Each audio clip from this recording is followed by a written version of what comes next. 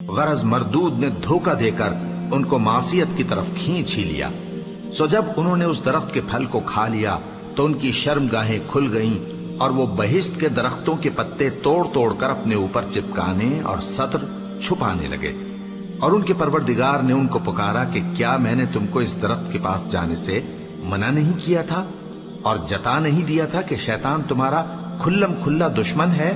دونوں عرض کرنے لگے کہ پروردگار، ہم نے اپنی جانوں پر ظلم کیا، اور اگر تو ہمیں نہیں بخشے گا اور ہم پر رحم نہیں کرے گا تو ہم تباہ ہو جائیں گے۔ فرمایا تم سب بہشت سے اتر جاؤ، اب سے تم ایک دوسرے کے دشمن ہو اور تمہارے لیے ایک وقت خاص تک زمین میں ٹھکانا اور زندگی کا سامان کر دیا گیا ہے۔ فرمایا کہ اسی میں تمہارا جینا ہوگا اور اسی میں مرنا، اور اسی میں سے قیامت کو زندہ کر کے نکالے جاؤ گے۔ اے بنی آدم، ہم نے تم پر پوشاک اتاری کہ تمہاری شرمگاہوں کو چھپائے اور تمہارے بدن کو زینت دے، اور جو پرہیزگاری کا لباس ہے وہ سب سے اچھا ہے۔ یہ اللہ کی نشانیاں ہیں تاکہ لوگ نصیحت حاصل کریں۔ اے بنی آدم، دیکھنا کہیں شیطان تمہیں بہکا نہ دے، جس طرح تمہارے ماں باپ کو بہکا کر بہشت سے نکلوا دیا اور ان سے ان کے کپڑے اتروا دیے تاکہ ان کے سطر ان کو کھول کر دکھا دے۔ وہ اور اس کے بھائی بند تم کو ایسی جگہ سے دیکھتے رہتی ہیں جہاں سے تم ان کو نہیں دیکھ سکتے۔ ہم نے شیطانوں کو انہی لوگوں کا رفیق بنایا ہے جو ایمان نہیں رکھتے، اور یہ لوگ جب کوئی بے حیائی کا کام کرتے ہیں تو کہتے ہیں کہ ہم نے اپنے بزرگوں کو اسی طرح کرتے دیکھا ہے، اور اللہ نے بھی ہم کو یہی حکم دیا ہے۔ کہہ دو کہ اللہ بے حیائی کے کام کرنے کا تو حکم نہیں دیتا۔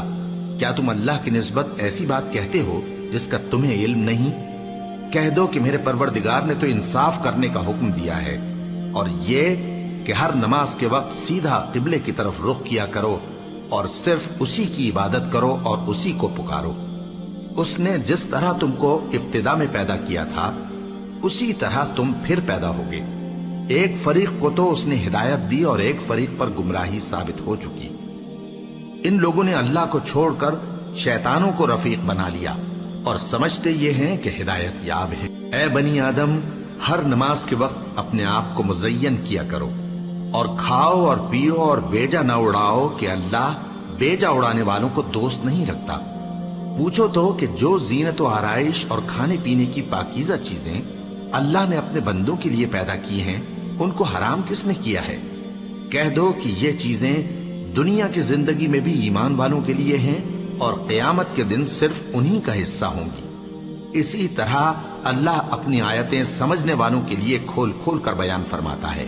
کہہ دو کہ میرے پروردگار نے تو بے حیائی کی باتوں کو ظاہر ہوں یا پوشیدہ، اور گناہ کو اور ناحق زیادتی کرنے کو حرام کیا ہے، اور اس کو بھی کہ تم کسی کو اللہ کا شریک بناؤ جس کی اس نے کوئی سند نازل نہیں کی، اور اس کو بھی کہ اللہ کے بارے میں ایسی باتیں کہو جن کا تمہیں کچھ علم نہیں۔ اور ہر ایک امت کے لیے موت کا ایک وقت مقرر ہے، جب وہ آ جاتا ہے تو نہ تو ایک گھڑی دیر کر سکتے ہیں اور نہ جلدی ہی کر سکتے ہیں۔ اللہ اکبر، اللہ